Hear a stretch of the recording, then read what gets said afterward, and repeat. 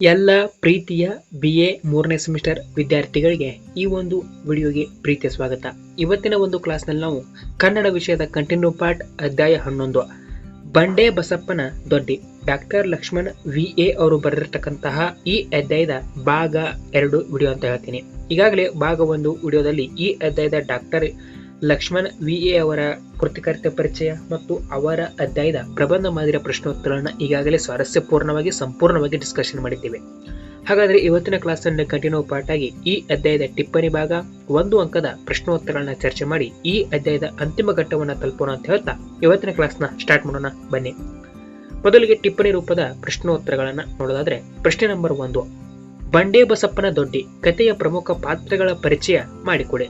ಹಾಗಾದ್ರೆ ಇದಕ್ಕೆ ಉತ್ತರವನ್ನ ನೋಡೋದಾದ್ರೆ ಬಂಡೆ ಬಸಪ್ಪನ ದೊಡ್ಡಿ ಹೆಸರೇ ಸೂಚಿಸುವಂತೆ ಬಂಡೆ ಬಸಪ್ಪನ ದೊಡ್ಡಿ ಎಂಬ ಹಳ್ಳಿಯ ಕೆಲವು ಪ್ರಮುಖ ಪಾತ್ರಗಳ ಸುತ್ತ ಹೆಣೆಯಲಾದ ಒಂದು ಪ್ರಮುಖ ಕಥೆ. ಈ ಕಥೆಯಲ್ಲಿ ಬರುವ ಪ್ರತಿಯೊಂದು ಪಾತ್ರವು ಬಡತನ, ಆಸೆ, ನಿರ್ದಯತೆ ಮತ್ತು ಸಹಾನುಭೂತಿಯಂತಹ ಸಂಕೀರ್ಣ ಭಾವನೆಗಳನ್ನ ಪ್ರತಿಬಿಂಬಿಸುತ್ತದೆ.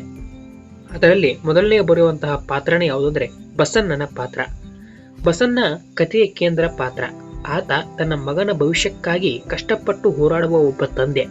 ಪೇರು ಹಣ್ಣು ಮಾರಾಟದಿಂದ ಜೀವನ ಸಾಗಿಸುತ್ತಿದ್ದ ಬಸಣ್ಣ ಮೊದಲು ಬಲು ಜಾಲಿ ಮನುಷ್ಯ ಮತ್ತು ಪರೋಪಕಾರಿಯಾಗಿದ್ದ. ಊರಿನ ನಾಟಕ, ಮದುವೆ ಮತ್ತು ಸಾವಿನ ಸಂದರ್ಭಗಳಲ್ಲಿ ಯಾವುದೇ ಪ್ರತಿಫಲಾಪೇಕ್ಷೆ ಇಲ್ಲದೆ ಸಹಾಯ ಮಾಡುತ್ತಿದ್ದ. ಆದರೆ ತನ್ನ ಮಗ ಲಗಮನ್ನ ವೈದ್ಯನಾಗಬೇಕೆಂಬ ಕನಸನ್ನ ಈಡೇರಿಸಲು ಹಣ ಹೊಂದಿಸಲು ಸವಾಲು ಅವನ ಬದುಕನ್ನ ಸಂಪೂರ್ಣವಾಗಿ ಬದಲಾಯಿಸುತ್ತದೆ. ಆಸ್ಪತ್ರೆಗಳ ನಿರ್ದಯತೆ, ಸಾವಕಾರನ ಉಪೇಕ್ಷೆ ಮತ್ತು ಆತನ ವ್ಯಂಗ್ಯದ ಮಾತುಗಳು ಬಸಣ್ಣನ ತೀವ್ರವಾಗಿ ಘಾಸಿಗೊಳಿಸುತ್ತವೆ.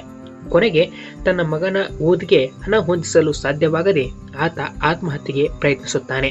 ಆಸ್ಪತ್ರೆಯಲ್ಲಿ ಚಿಕಿತ್ಸೆ ಪಡೆಯುತ್ತಿರುವಾಗ ಆತನ ಸಾವಾಗುತ್ತದೆ. ದುರಾದೃಷ್ಟವಶಾತ್ ಆತನ ಶವವೇ ಲಗಮನ್ನನ ಅನಾಟಮಿ ಅಧ್ಯಯನಕ್ಕೆ ಬಳಕೆಯಾಗುತ್ತದೆ.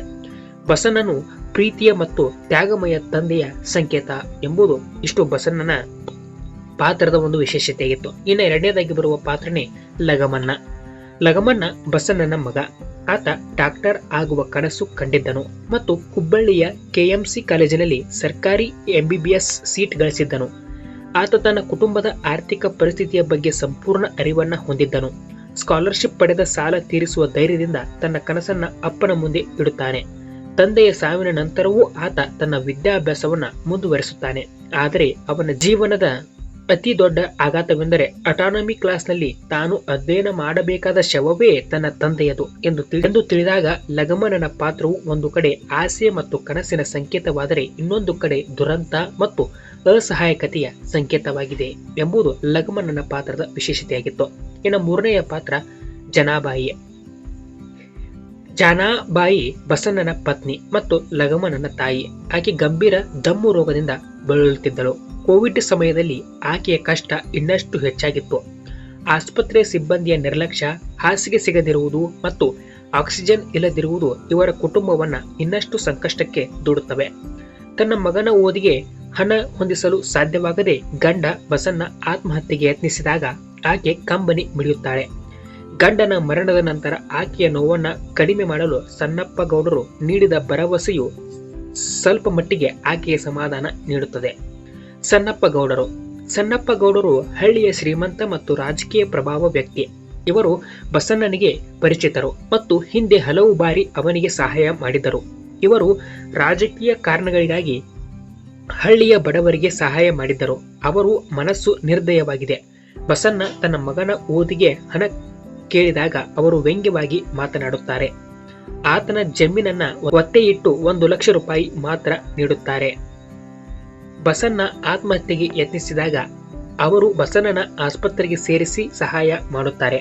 ಆದರೆ ಅದು ತಮ್ಮ ರಾಜಕೀಯ ಲಾಭಕ್ಕಾಗಿ ಮಾಡಿದ ನಾಟಕವೆಂಬುದು ಕಥೆಯಲ್ಲಿ ಸ್ಪಷ್ಟವಾಗುತ್ತದೆ. ಬಸಣ್ಣನ ಸಾವಿನ ನಂತರ ರೈತರ ಆತ್ಮಹತ್ಯೆ ಎಂಬ ನೆವ ಹೇಳಿ 3 ಲಕ್ಷ ಪರಿಹಾರ ಕೊಡಿಸುವ ಭರವಸೆ ನೀಡಿ ತಮ್ಮ ರಾಜಕೀಯ ಅಧಿಕಾರವನ್ನ ದುರುಪಯೋಗಪಡಿಸಿಕೊಳ್ಳುತ್ತಾರೆ.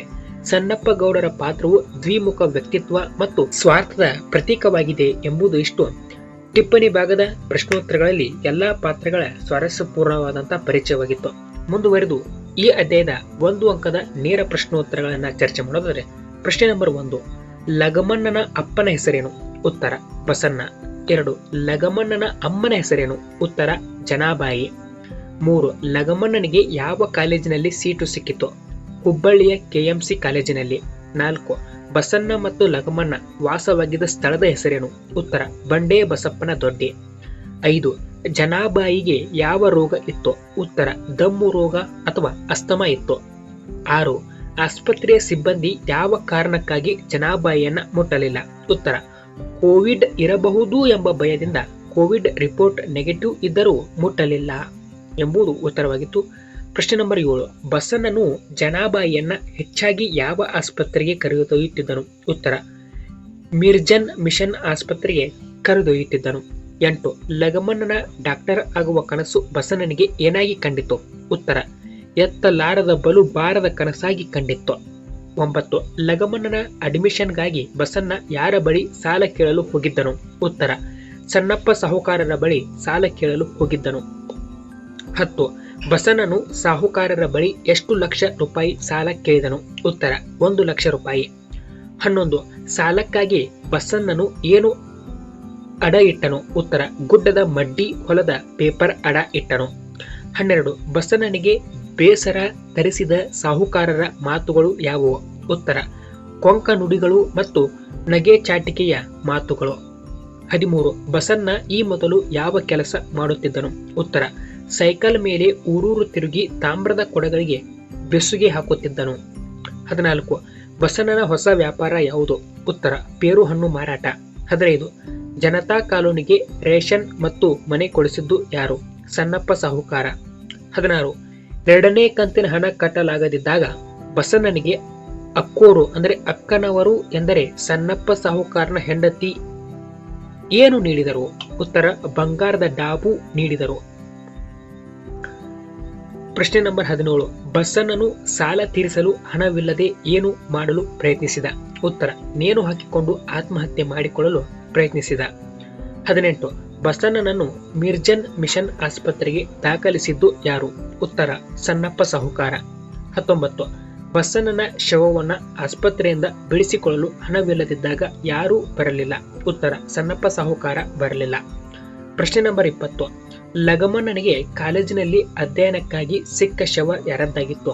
ಉತ್ತರ ಲಗಮಣ್ಣನ ತಂದೆ ಬಸಣ್ಣನದ್ದೇ ಆಗಿತ್ತು ಎಂಬುದು ಇಷ್ಟು ಈ ಅಧ್ಯಾಯದ ಸಂಪೂರ್ಣವಾದಂತಹ ಸ್ವಾರಸ್ಯವಾದಂತಹ ಎಲ್ಲಾ ಅಧ್ಯಾಯದ ಅಭ್ಯಾಸ ಪ್ರಶ್ನೋತ್ತರಗಳನ್ನು ನಾವು ಚರ್ಚೆ ಮಾಡಿದ್ದೇವೆ. ಇದೇ ರೀತಿ ಇದರ ಮುಂದಿನ ಕ್ಲಾಸ್ನಲ್ಲಿ ಅಥವಾ ಇದರ ಹಿಂದಿನ ಎಲ್ಲಾ ಅಧ್ಯಾಯಗಳನ್ನ ಈಗಾಗಲೇ ಚರ್ಚೆ ಮಾಡಿದ್ದೇವೆ. ಒಟ್ಟಾರೆ ನಿಮಗೆ ಡಿಗ್ರಿ BA 3rd ಸೆಮ್ಗೆ ಬೇಕಾದಂತಹ ಎಲ್ಲಾ ಕನ್ನಡ ವಿಷಯದ ಅಧ್ಯಾಯಗಳು ತಪ್ಪದೆ ನಮ್ಮ ಚಾನಲಲ್ಲಿ ಸಿಗುತ್ತೆ. ಈ ಎಲ್ಲಾ ಅಧ್ಯಾಯಗಳು ನಿಮಗೆ ಪರೀಕ್ಷೆಯಲ್ಲಿ ತುಂಬಾ ಉಪಯುಕ್ತ ಆಗುತ್ತೆ ಅಂತ ಹೇಳ್ತಾ ಮತ್ತೆ ಮುಂದಿನ ಕ್ಲಾಸ್ನಲ್ಲಿ ಭೇಟಿಯಾಗೋಣ. ಅಲ್ಲಿವರೆಗೂ ಎಲ್ಲರಿಗೂ ನಮಸ್ಕಾರ. ಜೈ ಹಿಂದ್, ಜೈ ಕರ್ನಾಟಕ ಮಾತೆ.